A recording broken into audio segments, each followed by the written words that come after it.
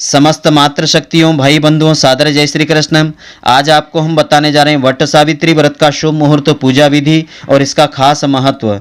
तो यह व्रत जो भी सुहागिन महिलाएं श्रद्धा पूर्वक करती है और यह व्रत कथा श्रद्धा पूर्वक श्रवण करती हैं, उन्हें अखंड सौभाग्य की प्राप्ति होती है, समस्त पापों का नाश होता है। तो पूरे वीडियो को आप ध्यान पूर्वक देखेंगे तभी इसका संपूर्ण फल प्राप्त होगा। तो मित्रों, आप सभी का बहुत बहुत स्वागत है आपके अपने ही चैनल एस्ट्रो गुरुजी में। यदि आपने अभी तक हमारे चैनल को सब्सक्राइब यदि नहीं किया हो तो अभी सब्सक्राइब कर लें और बेल आइकन को अवश्य दबाएं, जिससे हमारे अगले आने वाले नए वीडियो की नोटिफिकेशन सबसे पहले आपके पास पहुंचे।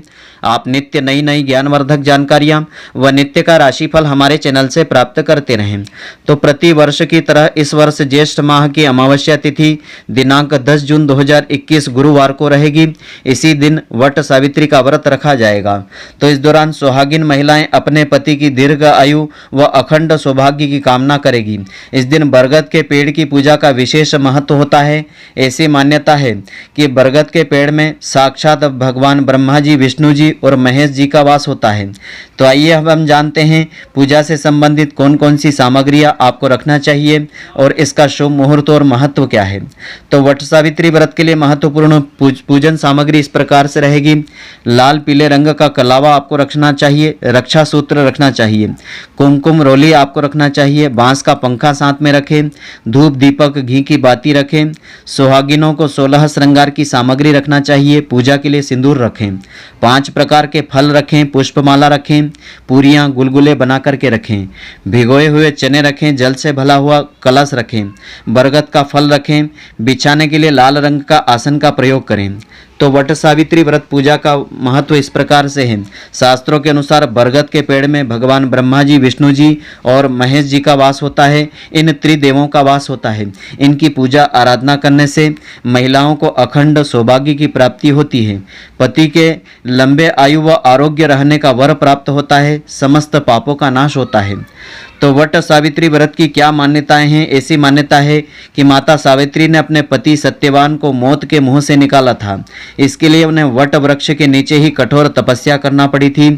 इतना ही नहीं, पति को दोबारा जीवित रखने के लिए सावित्री यमराज के द्वार तक पहुंच गई थी। तो वट सावित्री व्रत की पूजा विधि इस प्रकार से है। इस दिन शादीशुदा महिलाएं अमावस्या तिथि को प्रातःकाल ब्रह्म मुहूर्त में उठें, स्नान आदि करके स्वच्छ वस्त्र धारण करें, लाल या पीली साड़ी पहने, दुल्हन की तरह 16 श्रृंगार अवश्य करें। इस व्रत का संकल्प लेवें। वट वृक्ष के नीचे आसन बिछा करके बैठें, सावित्री और सत्यवान की मूर्ति विराजित करें और बरगद के पेड़ में जल, पुष्प, अक्षत, मिठाई आदि अर्पित करें। कम से कम 5 बार बरगद के पेड़ की परिक्रमा करें और उसे रक्षा सूत्र बांध करके आशीर्वाद प्राप्त करें।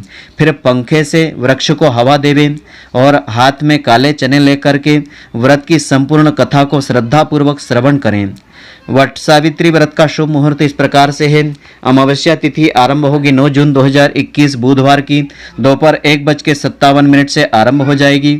अमावस्या तिथि समाप्त होगी 10 जून 2021 को गुरुवार को शाम के 4:22 पर समाप्त होगी। तो उदया तिथि होने के कारण 10 जून 2021 को ही यह व्रत रखा जाएगा। तो इसकी पुण्यदायिनी व्रत कथा इस प्रकार से है। इस दिन इस व्रत कथा को श्रद्धापूर्वक एकाग्र मन से सुनने से ही इस व्रत का संपूर्ण फल प्राप्त होता है।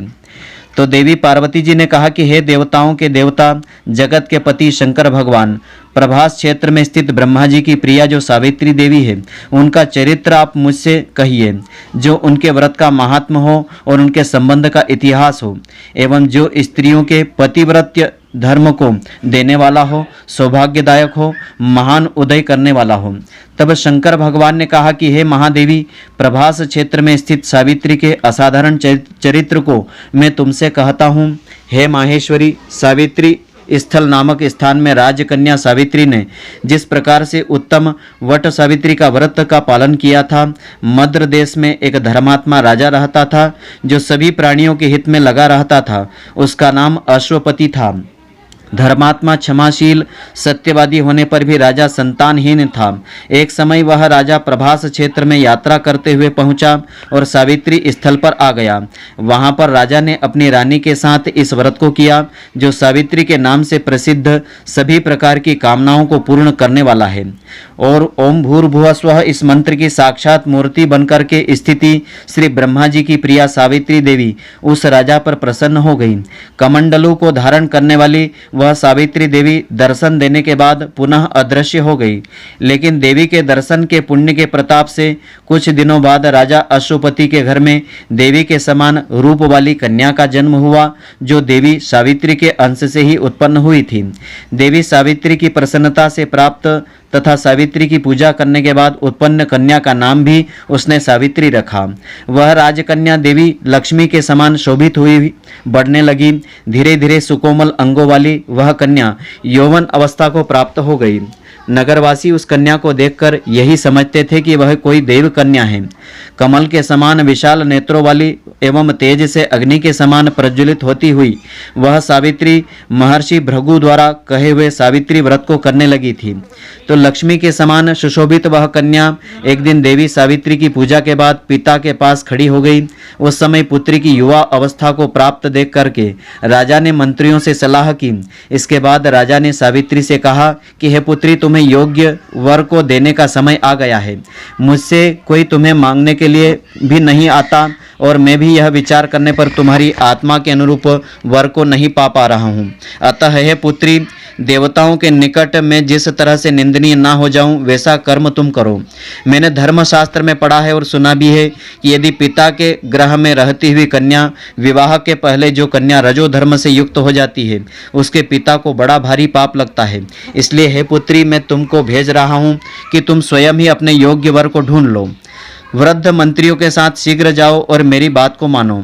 इसके बाद जैसा कहते हैं वैसा ही होगा, ऐसा कह करके सावित्री घर से निकल करके राजर्षियों के साथ तपोवन की ओर चल पड़ी और वहां पहुंच करके माननीय वृद्धजनों को प्रणाम करके सभी तीर्थों और आश्रमों में जा करके मंत्रियों के साथ सावित्री अपने महल को लौट आई। यहाँ सावित्री ने पिताजी के साथ देवर्षि नारद जी को बैठे हुए देखा। आसन पर बैठे हुए नारद जी को प्रणाम करके मुस्कुराती हुई जिस कार्य के लिए वन में गई थी सारी बातें बताई। सावित्री बोली कि हे नारद जी, शाल्व देश में धर्मात्मा द्युमत्सेन नाम के विख्यात एक क्षत्रिय राजा है जो देवयोग से नेत्रहीन हो गए हैं। रुक्मी नामक उनके एक सामंत ने उनसे राजपाट छीन लिया है और वह अपने पुत्र और पत्नी के साथ वन में रह रहे हैं। उनका पुत्र सत्यवादी और धर्मात्मा है, उसे ही मैंने मन में पति के रूप में वर्ण कर लिया है। तो नारद जी सावित्री के वचनों को सुनकर बोल पड़े कि हे राजन, सावित्री ने यह बड़ा कष्टप्रद कार्य कर डाला है। बाल बुद्धि होने से इसने केवल गुणवान समझ करके सत्यवान को वर्ण कर लिया। सत्यवान मिट्टी के घोड़े से बनाता है और घोड़े का चित्र भी बनाता है, इससे उसे चित्ररथ भी कहते हैं। सत्यवान दान और गुण में रंती देव के समान शिष्य के समान है, ब्राह्मणों की रक्षा करने वाला और सत्यवादी भी है।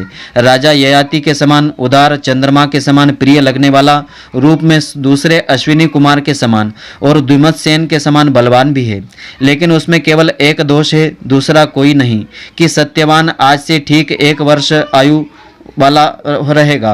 1 वर्ष पर क्षीण आयु होने पर देह त्याग कर देगा।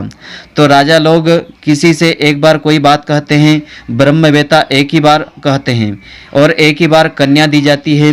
ये तीनों कर्म एक ही बार किए जाते हैं, बार बार नहीं होते हैं। दीर्घ आयु हो अथवा अल्प आयु हो, गुणवान हो अथवा निर्गुण हो, वर को एक ही बार वर्ण किया जाता है। अब दूसरे को वर्ण मैं नहीं करूंगी, इस प्रकार सावित्री ने कहा। तो नारद जी ने कहा कि हे राजन, यदि आप उचित लगता हो आपको तो अपनी पुत्री सावित्री का कन्यादान शीघ्र कर दीजिए। राजा शुभ मुहूर्त विधि विधान पूर्वक सत्यवान के संग सावित्री का विवाह करवा दिया। सावित्री अपने पति को पाकर ऐसे प्रसन्न थी जैसे उसे पुण्यवान पुरुष स्वर्ग को पाकर के प्रसन्न हो जाता है। तो सावित्री उस सत्यवान के साथ आश्रम में रहते हुए नारद जी की कही हुई बातों को याद करती रही और उस दिन को गिनती रही कि जब सत्यवान देह त्याग करने चले जाएंगे। जब सत्यवान के मरण के केवल 3 दिन शेष रह गए तब सावित्री ने निराहार रहने का व्रत लिया। तीसरे दिन सुबह स्नान करके देवता और पितरों का पूजन किया और सास ससुर की चरण वंदना करके वह भी पति के साथ जंगल की ओर चल पड़ी। जंगल में लकड़ी काटते काटते अचानक से सत्यवान के सिर में दर्द उठा। सावित्री ने कहा कि आप कुछ देर मेरी गोद में सिर रख करके सो जाइए, फिर हम आश्रम की ओर चलेंगे। जैसे ही सत्यवान सावित्री की गोद में लेटे, वैसे ही सावित्री ने देखा कि सांवले पिंगल वर्ण वाले किरीटधारी पीत वस्त्र पीले वस्त्र पहने हुए साक्षात सूर्य के समान उदित होते हुए पुरुष उनके सामने खड़े हुए हैं। सावित्री ने उन्हें प्रणाम किया और उनसे पूछा कि आप कौन हैं। इस पर यमराज ने कहा कि मैं सब प्राणियों के लिए भयंकर और कर्मा अनुसार उनका उचित दंड देने वाला यमराज हूँ। सो मैं पतिव्रता सावित्री, समीप में खड़े हुए तुम्हारे पति की आयु समाप्त हो गई है, इसे यमदूत पकड़कर नहीं ले जा सकेंगे, इसलिए मैं स्वयं आ गया हूँ। ऐसा कह करके फांस लिए हुए यमराज ने सत्यवान के शरीर से अंगुष्ठ मात्र यानी अंगूठे के बराबर शरीर वाले जीवात्मा को बलपूर्वक निकाल लिया। इसके बाद यमपुरी की ओर चलना आरंभ कर दिया। सावित्री भी यम के पीछे पीछे चलने लगी। यमराज ने सावित्री से कहा कि कोई भी जीव बिना आयु समाप्त हुए यम मार्ग में नहीं आ सकता है। सावित्री ने यमराज से कहा कि आप जैसे सज्जन पुरुष के साथ मैं चल रही हूँ, मेरे पति आपके साथ में है, तो मुझे आपके साथ चलने में कोई शर्म और ग्लानि नहीं हो रही है। दूसरी बात, स्त्रियों के लिए इस पृथ्वी पर, इस लोक में पति को छोड़कर कोई अन्य स्थान नहीं होता है, इसलिए मैं आपका अनुगमन कर रही हूँ। सावित्री की मधुर बातें सुनकर के यमराज ने कहा कि मैं तुम्हारी बातों से प्रसन्न हूँ, इसलिए जो इच्छा हो वर मांग लो। सावित्री ने तब यमराज से अपना खोया हुआ राज्य, सास ससुर की आंखों की रोशनी और 100 पुत्रों का वरदान मांग लिया।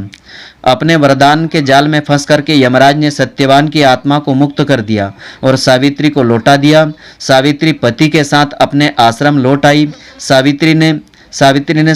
सत्यवान ने सावित्री के साथ इस व्रत को धारण किया, जिसके प्रभाव से सास ससुर की आंखें, उनकी रोशनी लौट आई। इनका राज्य भी वापस मित्र मिल गया और 100 पुत्र भी वापस प्राप्त हो गए। इस प्रकार से इस व्रत को करके सावित्री को अखंड सौभाग्य की प्राप्ति हुई।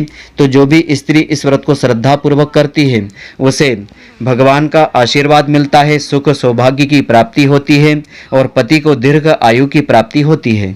तो आशा करता हूँ कि आपको हमारी यह ज्ञानवर्धक जानकारी पसंद आई होगी। यदि आपको पसंद आई हो तो आप हमारे वीडियो को लाइक व अधिक से अधिक शेयर अवश्य करें, जिससे अधिक सौभाग्यवती महिलाएं इस व्रत का लाभ प्राप्त कर सकें और इसका पुण्य फल आपको भी मिलता रहे। और आप हमारे वीडियो को लाइक करना नहीं भूलें।